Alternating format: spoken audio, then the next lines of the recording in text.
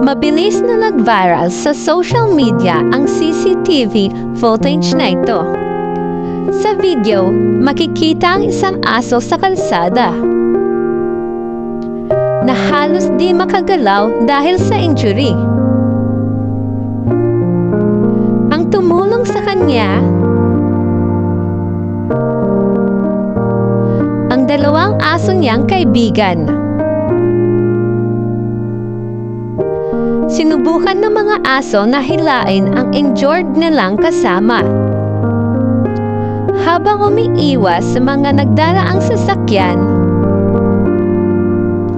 ang ilang motoristang nagdaan,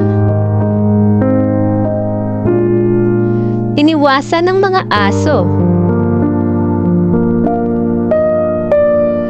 Pero hindi naman bumaba para tumulong.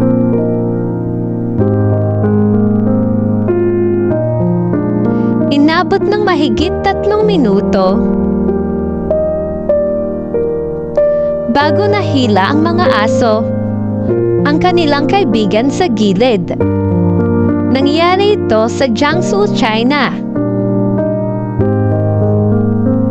Ayon kay Mr. Su, may-ari ng sugatang aso,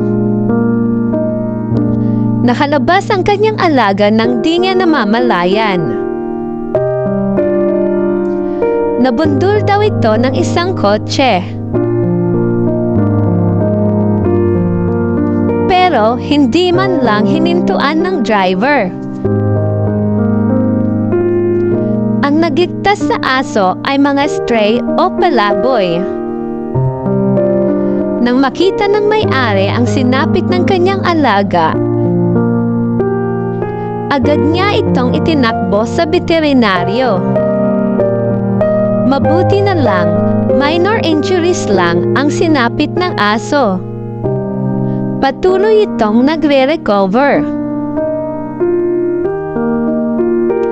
Kwento ni Mr. Su, dating ring stray ang alaga niyang ito.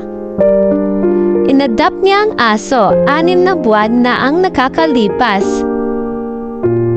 Posible raw na ang dalawang nagligtas.